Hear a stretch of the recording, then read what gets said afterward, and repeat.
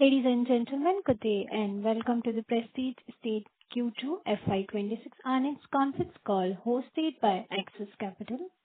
As a reminder, all participant lines will be in a listen-only mode, and there will be an opportunity for you to ask questions after the presentation concludes. Should you need assistance during the conference call, please signal an operator by pressing star, then 0 on a touch-tone phone. Please note that this conference is being recorded. I now hand the conference over to Mr. Pritesh Sheth from Axis Capital. Thank you, and over to you, sir. Thank you, Muskan. Good afternoon, everyone. On behalf of Axis Capital, I welcome the management and participants to the call. From the management of Prestige Estates, we have Mr. Irfan Razack, Chairman and Managing Director, Mr. Zaid Noman, Executive Director, and Mr. Amit Mor, the Chief Financial Officer. I'll now hand over the call to the management for their initial remarks, and then we can open the floor for question and answer. Over to you, sir. Hi, everybody. Actually, I'll ask Zaid to give his opening remarks. After that, we'll take Q&A. Good afternoon, everyone, and thank you for joining us today. FY'26 has begun on a very strong note for us. Building on the momentum of the last few years, we have delivered yet another strong performance this quarter, both operationally and financially. Riding on the sustained demand across our key markets and a healthy pipeline of launches, we achieved a record-breaking sales of 18,143 crores in the first half of this financial year. That's a 157% year-on-year growth, surpassing our entire FY'25 full-year sales in just 6 months. In Q2 alone, we clocked sales of 6,017 crores, up 50% year-on-year, with 4.42 million square feet sold across 2,069 units. Average realizations continue to strengthen, with apartment prices rising 8% year-on-year to nearly 15,000 per square foot, and plot realizations increasing 43% to 9,500 rupees per square foot. Collections also remained very healthy at 4,213 crores in Q2, marking a 54% increase year-on-year, taking our half-yearly collections to 8,735 crores, a 55% growth compared to last year. Our performance continues to reflect a balanced geographic mix, with Bangalore, NCR, and Mumbai leading the way, together accounting for over 80% of sales this quarter. It's also worth noting that our NCR portfolio contributed a significant 45% of the half-yearly sales, reaffirming our success in scaling up outside our home markets. On the development front, we launched 3.87 million square feet in Q2 with a GDV of nearly 4,000 crores, taking our half-yearly launch to 18.81 million square feet with a GDV of 17,500 crores. Some of the key launches included Mayflower at the Prestige City in Indirapuram, that's NCR, plotted developments such as Autumn Leaves, Greenbrook, and Crystal Lawns in Bangalore. We also achieved completions of almost 8 million square feet in the first half, including large format residential projects like Aspirin Greens and Avalon Park at the Prestige City, Bangalore. This quarter also was a very special one for us, as we crossed the milestone of 200 million square feet of completed development since inception. This is a very proud moment that reflects the scale, the consistency, and the legacy of our growth journey. On the business development side, we continue to build a strong pipeline for our future growth. During the quarter, we added 5 new residential projects, translating to a GDV of about 12,600 crores. This takes our total business development for the half year to around 33,000 crores across Bangalore, Hyderabad, Mumbai, and Chennai, reinforcing the momentum of our expansion across our key micro markets. We also entered into a leasehold agreement with BIAL, that's the Bangalore International Airport, for 14.2 acres of prime land for development of world-class convention center with a luxury hotel, along with retail and office space near the airport. Turning to our financial performance, in Q2, our revenue stood at 2,698 crores, up 11% year-on-year. EBITDA grew 57% to 1,170 crores, with margins expanding to 43.6%.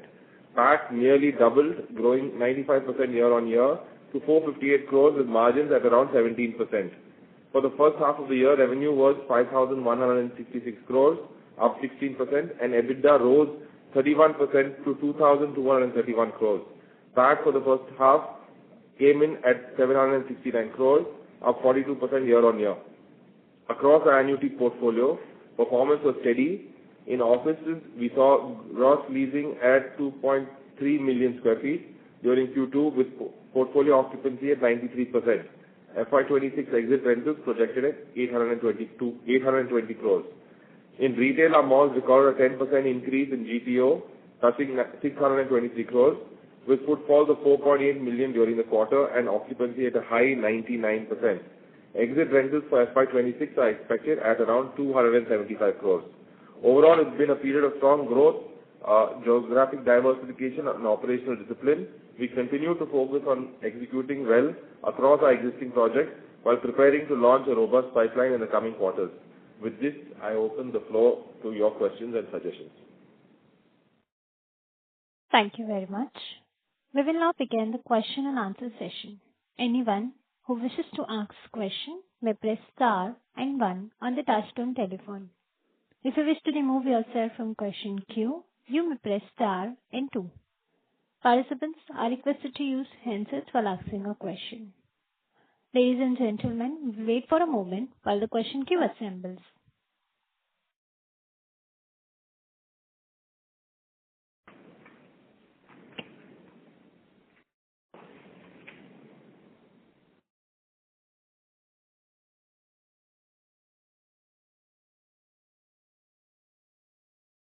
The first question is from the line of Akash Gupta from Nomura. Please go ahead.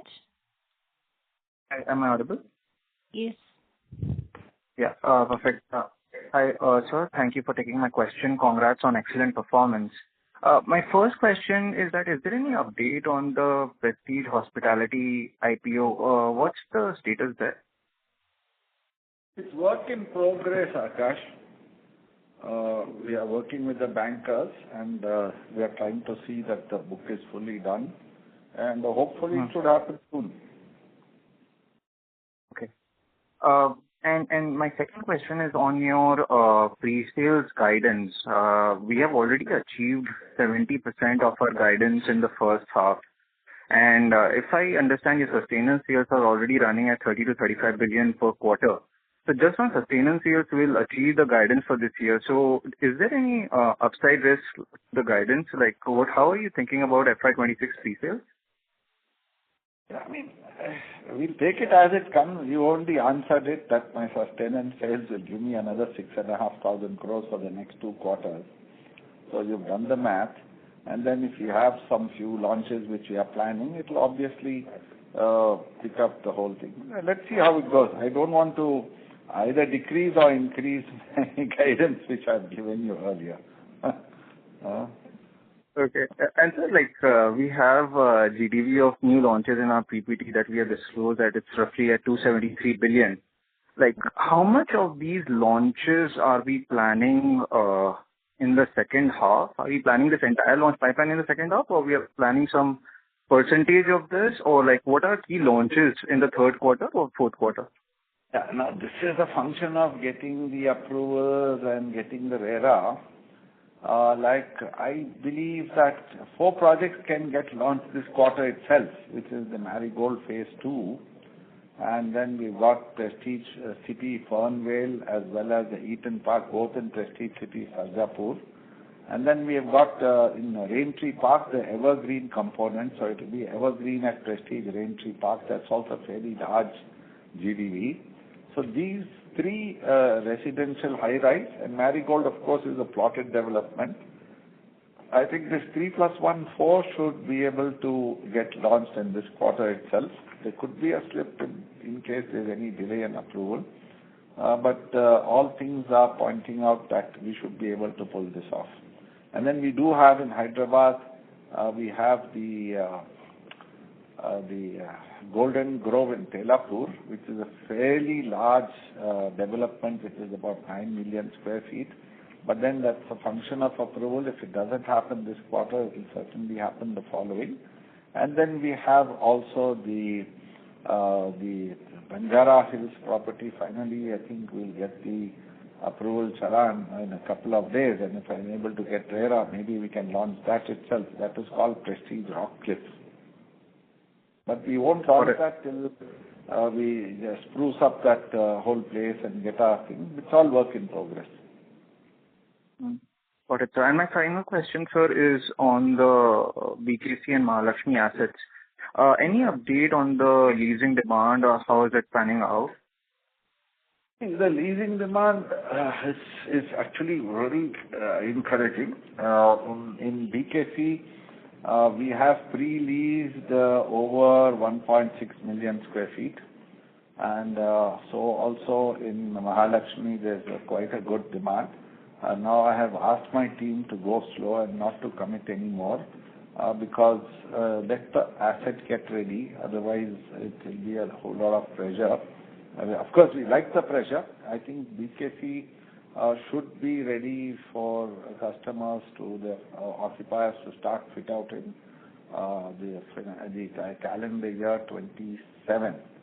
26, the project should get ready, and in 27 calendar year, we should be able to give it for fit outs.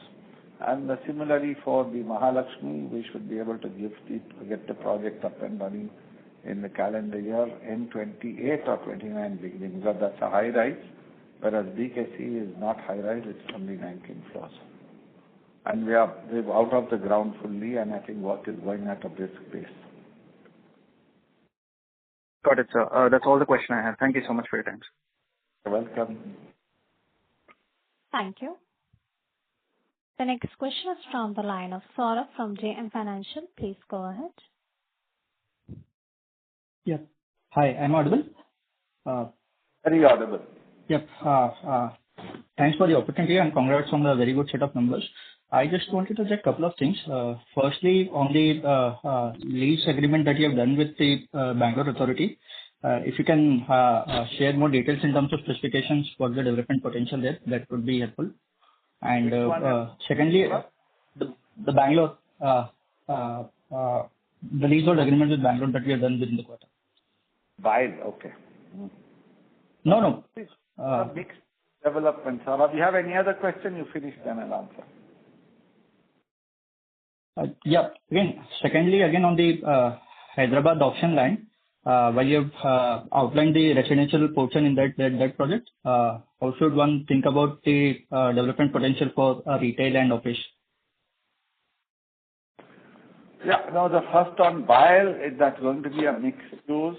We've done that in a hospitality vertical because that will be more of hospitality, convention, and performance arts and culture.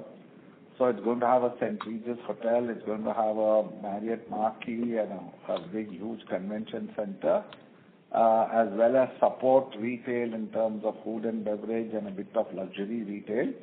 And leftover FSI will obviously be office.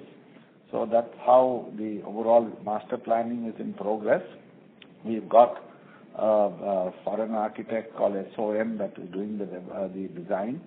So once the designs are ready, we'll be submitting for approval. Then you talked about Hyderabad, which we just recently purchased. Hyderabad, I think the development potential there is about 3 million plus square feet. Out of that, 1 million will be residential. 1/3 of it will be residential. That is the entire of the total development. And the balance 2 million will be office. Of course, again, the same thing. We'll have some support retail in terms of food, beverage, and some support retail will be there part of the whole thing. And there will be some other stuff like city club and other things. So that's also under work under progress for design. Here we've got OMA as the architect, and we are pushing them hard to get us the design. Sure. Thank you. Those were my questions. And just last one more bit of the 24 million square feet ongoing commercial project that we have. Although we have done quite a good progress on leasing, just wanted to check how much of this 24 million square feet is pre-leased so far. So it's all work in progress. I think finally, by the time the product gets ready, these will be leased out. In fact, we are not leasing out everything in one go because then it will be quite a loss. So you see, we are on the job, and I believe that there is a good traction, good demand. And once the product is ready, it will be released.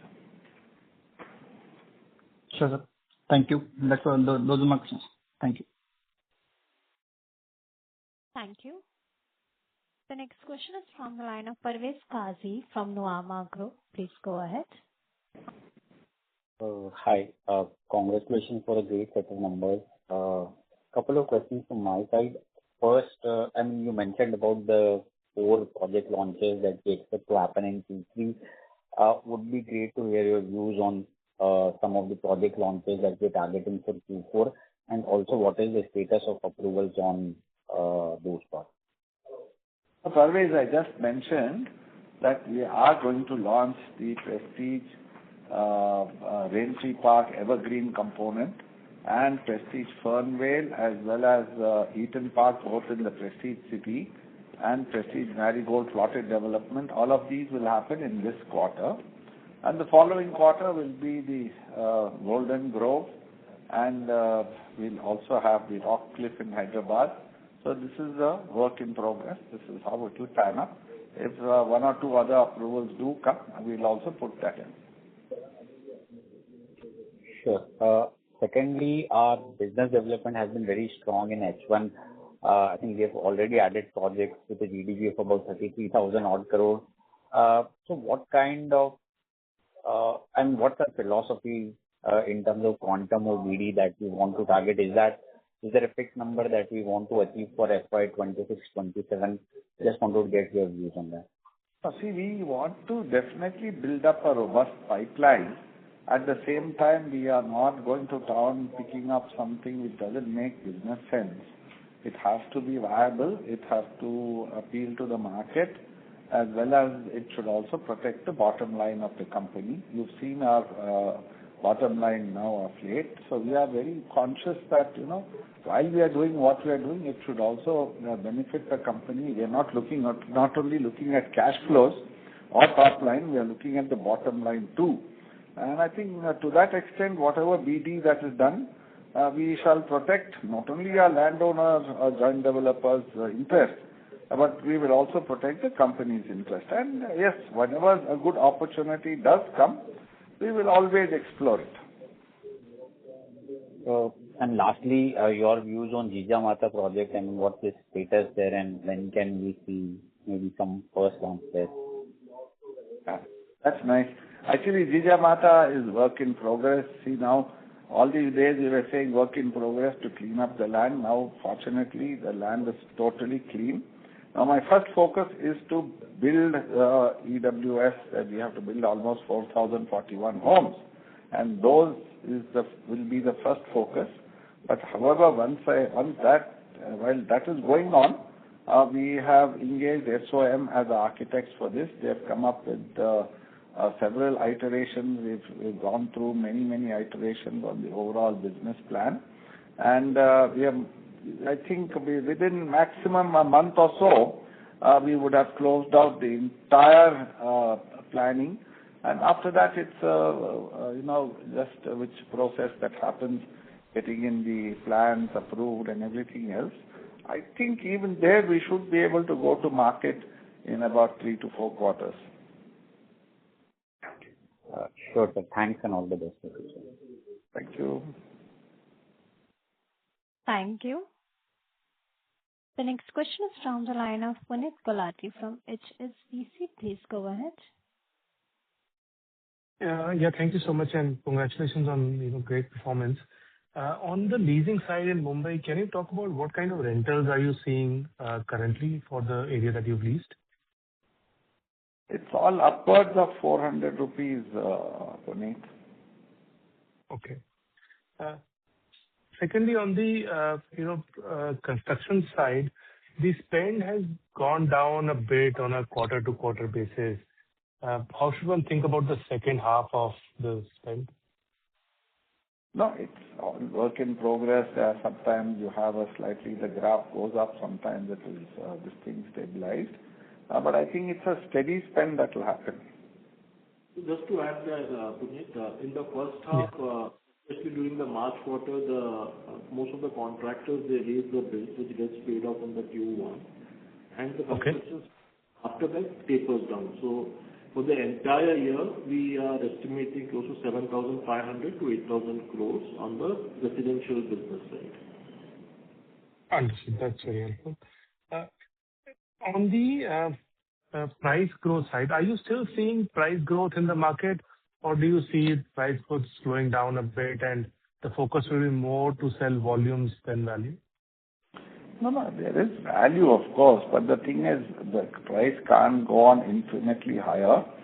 We've reached certain peaks, and I believe my whole endeavor will be to make sure that the price doesn't go up more than this, because then it's counterproductive.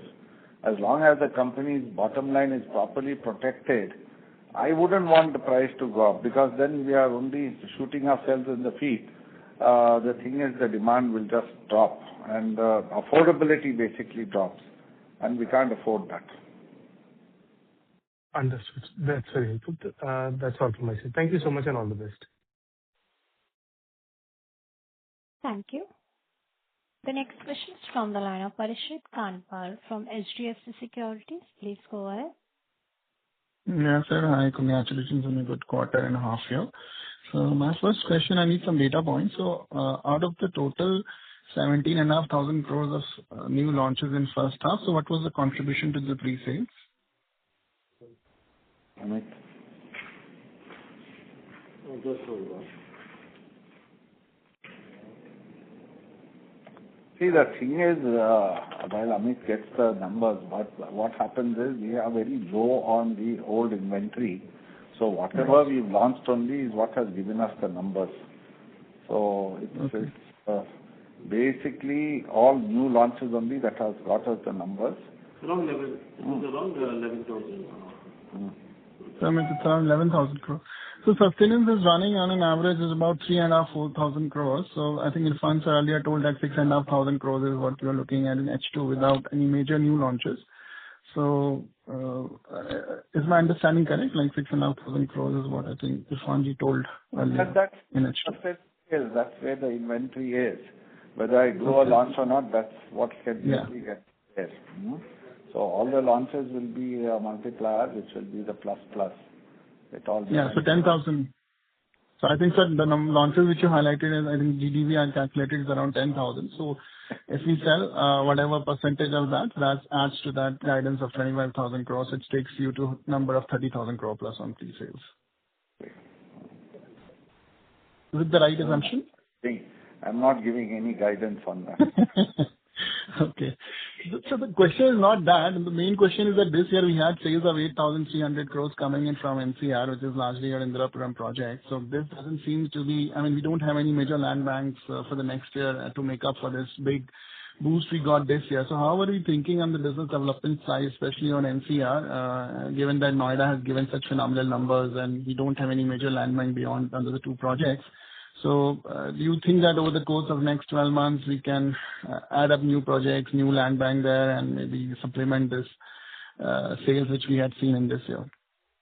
No. See, this BD is work in progress. There are too many offers coming from all over the place. So I can't tell you on the call what are the things that are happening. But if we do close up, we have some very, very hot prospects. And if those are closed out, and because basically we are looking at not at deals, but we are also looking at what makes financial sense. I can't tie up property at optimistic levels and then market changes. We are caught in the wrong side. So I think, but there is a huge demand, huge opportunities that are there. And I believe NCR also, Noida, Gurgaon, all these are presenting us with many opportunities, and I'm very, very sure within the next 2 quarters there will be a lot more things that will be tied up and that will come in for the next financial year. Sure. This last question is the same thing for MMR. So MMR has given, I think the bold decision which you took during COVID and did a major expansion in Mumbai, which helped us a lot. Now on the resi side, we have significantly run down our inventory except Jijamata. So all the projects have done relatively better than the market. So now on the business development side, how does one look at MMR beyond the Jijamata Nagar project? What are the other projects or any other, what are the directionally how the business development one should look at here to supplement the sales we have seen in last 2-3 years for Mumbai region? Yeah, Mumbai region, it has to be work in progress, and I'm very happy to say that we are almost on the verge of closing up something big in Thane, and then we are looking at other new Mumbai also, Navi Mumbai. And obviously, we've got within town itself many opportunities, but those are high-priced properties, but this will not give me volumes. They'll give me huge value. But then it is there. The opportunities are there. And lastly, on the data centers with the announcements which we have done with the Maharashtra government, so what exactly are we trying to do? Are we going to build data centers, invest in data centers? So what exactly will be the business model here? Our thing is, our land is now available. We've got the expertise to build the data center, and we would like to partner with someone who will be able to run the data center also. It's a great business. We are looking at it very seriously, and I believe it's a big opportunity that we are sitting on. So this will be on a capex model? It will be capex only. Ultimately, let's see now today, whatever we are doing, whether on retail malls, on office, or data centers, it will be more on capex and then taking it to a REIT in terms of exit. Sure, sir. And thank you for answering my questions. I'll join the queue for more. Thank you. Thank you. The next question is from the line of Biplab Debarma from Antique Stock Broking. Please go ahead. Thank you. Good afternoon, everyone, and congratulations on the excellent performance. My first question is on the pre-sales. I won't be asking guidance. But, sir, just wondering, would you consider holding back some launches once you cross, say, 25,000 or 26,000 in pre-sales, 25,000, 26,000 crore in pre-sales, and roll these new launches over to the next year? No, I think that will not be really necessary. See, we believe in churning cash flows, and when the market is good, we would also like to see that the product comes in, and that will also give us, the opportunity to do more in the next year and the next year. So it's counterproductive for me if I've got the approval, if I've got all of it, not to launch. If I believe market is not good, then we have to wait and watch. But today the market is good, everything is going well. So why not? Why hold back? I don't think we've never held back, and here also we won't hold back. Okay, that's great to know. And sir, just that you have a capex to be incurred of around 14,000 crore in commercial and retail. And I'm just wondering how to see it, because in the event of a slowdown in the residential cycle, which doesn't look likely, but suppose it happens, how would this impact your capex expense? I mean, how do you intend to fund this 14,000 crore over the next 3-4 years? And what kind of pressure it would have on your balance sheet? So just if you could give us some color. Wherever capex projects we are handling, we've done financial closures across the board.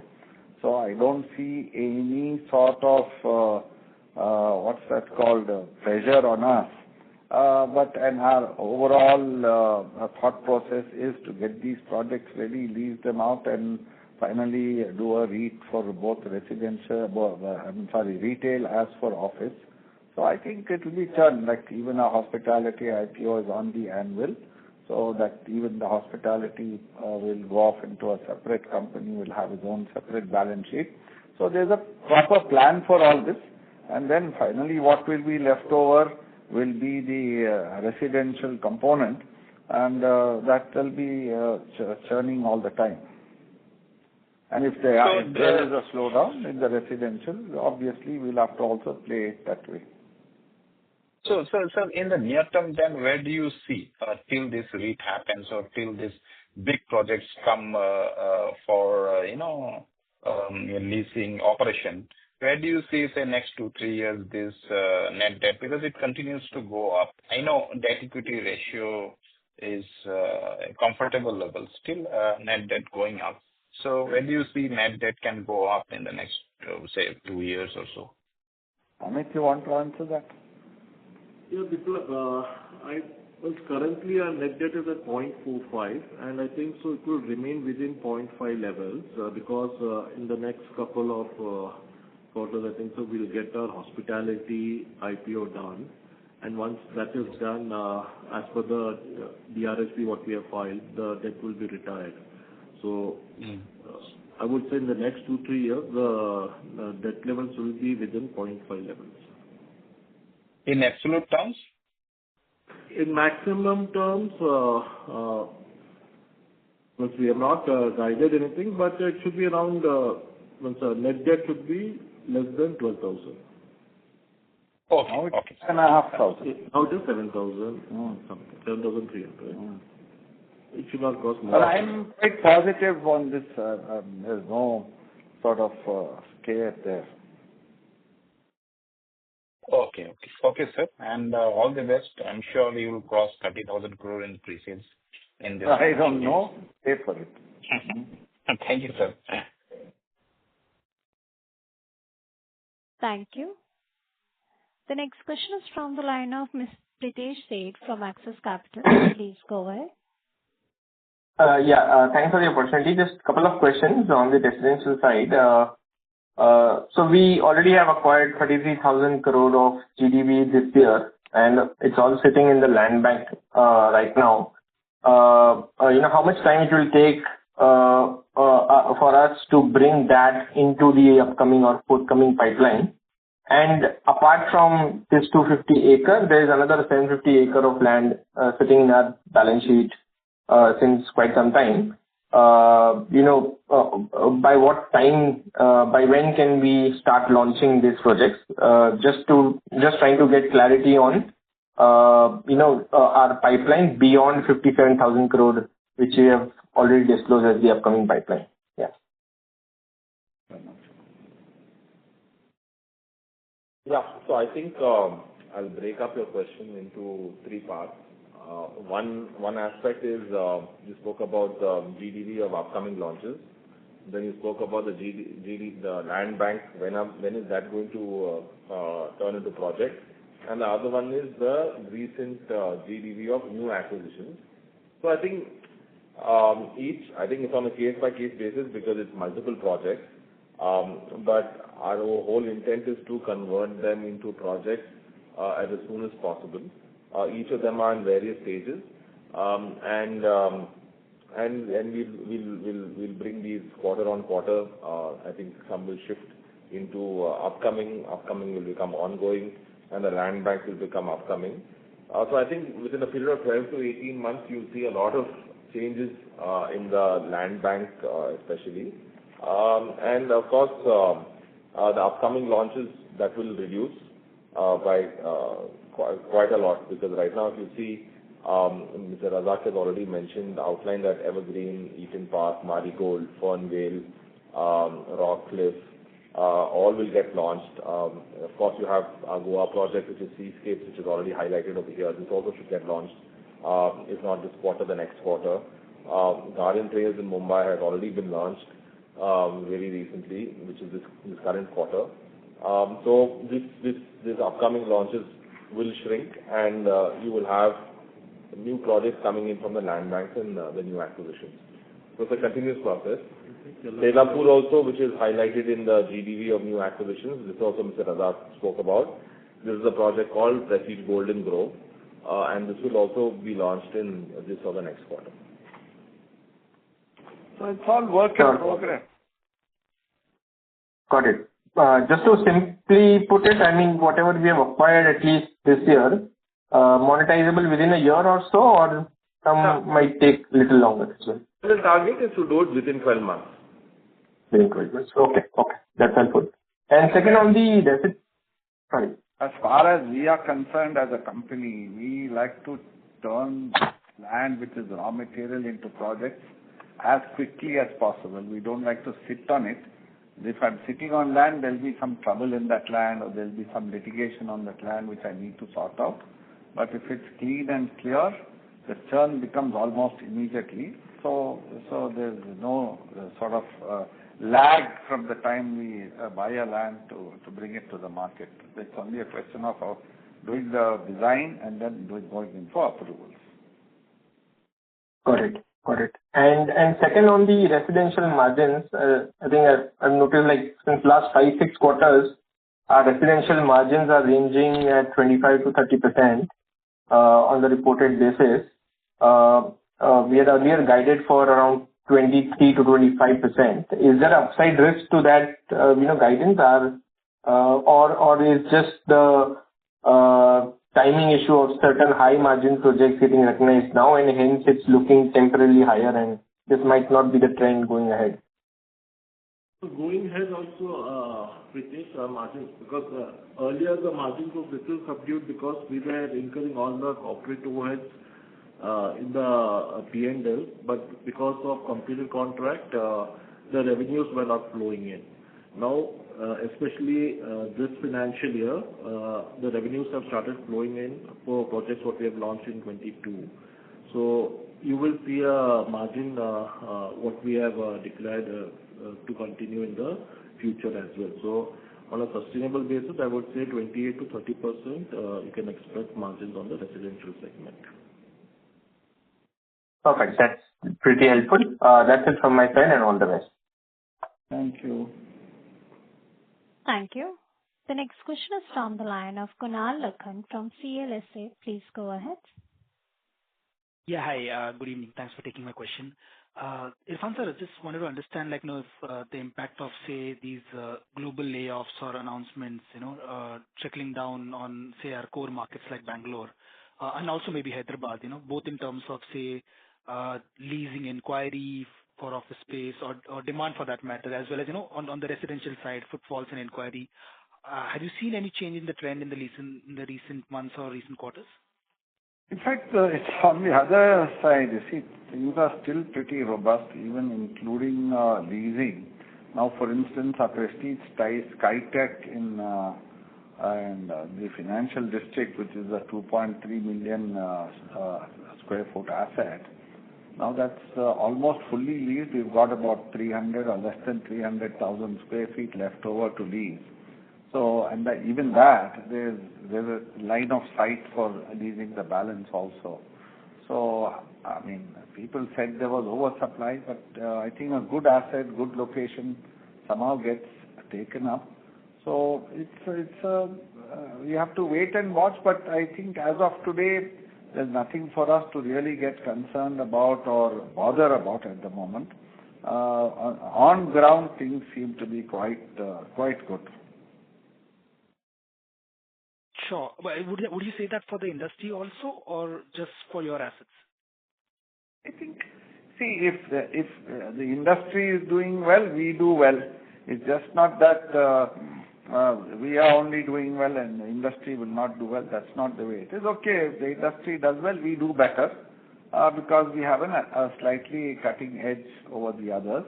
But then we hope and pray that the atmosphere is good and the economy is good and things are robust. That's the only way. See, we have to hope for the best for everybody.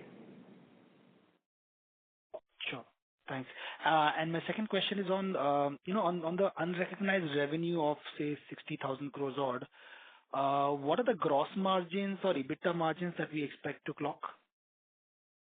Well, that's what I was mentioning. It will be in the range of 28 to 30% on whatever unrecognized revenue. We should have a margin. Okay, 28% on these, or say roughly about like 30% of this should come as EBITDA in our P&L in the next 2 to 3 years. 60 will be over a period of 4 to 5 years. 4 to 5 years. Yes. Understood. All right. Thank you so much. Thank you. The next question is from the line of Yash Gupta from Asset Kotecha family. Please go ahead. Good afternoon, sir. Sir, in the Q1 Concall, we have discussed the revenue recognition will be around 15,000 to 16,000 crores from the residential side of the business on the completion projective basis. So what's our current expectation from the H2? In H2, we have some major completion, especially in TPC Sarjapur. So you will see a pickup happening. Already we have reported 5,000 crores in the first half on the residential segment. And in the second half, it should be better. I think so.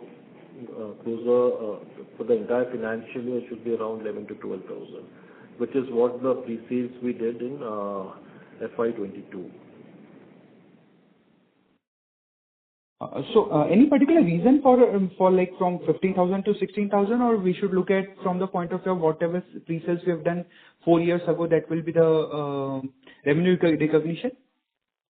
It will be broadly what revenue we did 4 years back, should be the revenue recognition currently. Plus, only difference will be plotted developments. Wherever we have plotted developments, you can say that the revenue recognition for that will happen within a period of Then the thing is, we have about 60,000 crores worth of unrecognized revenue in the books. Unless we revert back to the percentage completion method, this 60,000 crores will get recognized only when the product gets ready. Yes, sir. So my next question is on the same line, like some of the listed company in India are doing like they are going back to this partial revenue recognition method. So any thoughts on that? No. See, it all depends on the auditors because it's a question of they say in Maharashtra RERA the RERA doesn't allow a customer to cancel. So they say if you were doing work only in Maharashtra, we would have reverted back to the percentage completion method and you are now doing some work in Maharashtra, some work in all other states. So in fact, they recommended that we sensitize our states also to amend it based on the Maharashtra, because the Maharashtra RERA is based on the Central Act. They say in our Karnataka Act, there is a flaw that allows the customer to walk out if he wishes to. Whereas in the Maharashtra RERA, the customer is not allowed to walk out. Once he gets into the contract, he has to go through with it fully. So it's a question of how you view it. But in fact, the auditors have even said, in case you believe that you've got a lot of numbers coming in from Maharashtra, we'll do two types of accounting, but that's too confusing. So we'll wait and watch. Let's see how it goes.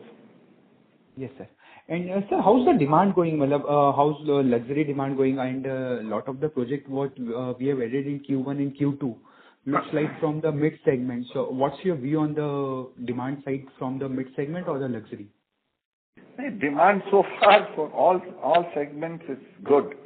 Now the question is, how long will this demand sustain? How much more of these sort of high price product will have the demand? It needs to be seen, because according to me, I believe that the high priced luxury product which is above that 50 crores, 75 crores, there's only one small amount of people that can afford it. So let us see. I mean, I wouldn't like to go too much on that huge luxury side, but then wherever there is a demand, we'll take it as it comes. So far we've been very successful, and so far we are very happy that we've been able to do it. Okay. So last question on this slide number 26, GDV of the new acquisition is only including residential project. And any further detail on this Business Bay Mumbai? Actually, we all forgot about Business Bay. If Business Bay does come in, that will be a fully for sale commercial, but that will happen in the last quarter, I presume.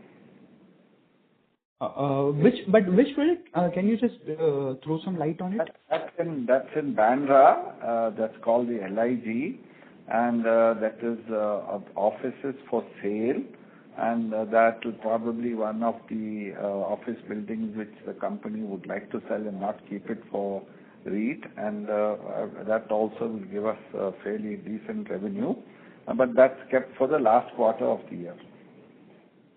And it's a partner with Samsung, or it's our outright ours?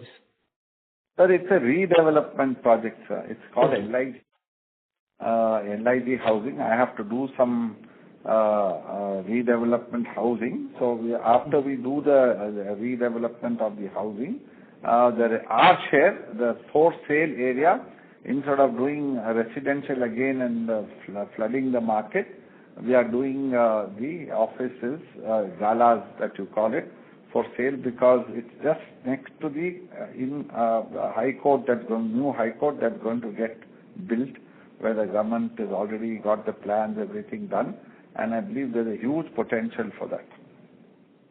Okay, sure. Thank you very much, sir.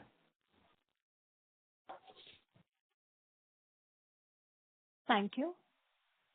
The next question is from the line of Shubham Dasmani from Asset Koteja Family Office. Please go ahead. Am I audible? Yes, sir. Am I audible? Yes. How much revenue have you booked from Aspen Greens and Avalon Park in Bangalore? How much revenue we've locked in for Bangalore? And Aspen Greens for Q2 FY'26.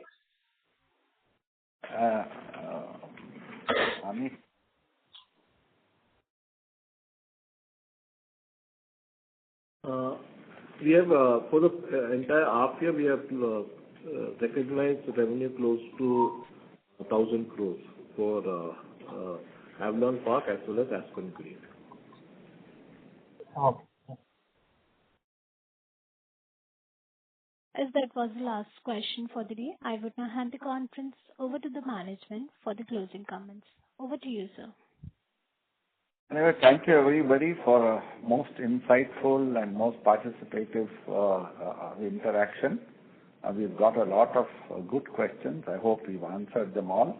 However, Zaid, Amit, Kizra and Mike are available anytime to clarify any further doubts that are there. The company is and the team is all committed to outperform themselves, and they'll keep doing things which will obviously protect the cash flows as well as the bottom line of the company as we go along. Thank you. On behalf of Axis Capital, that concludes this conference. Thank you for joining us, and you may now disconnect your lines. Thank you. Thank you.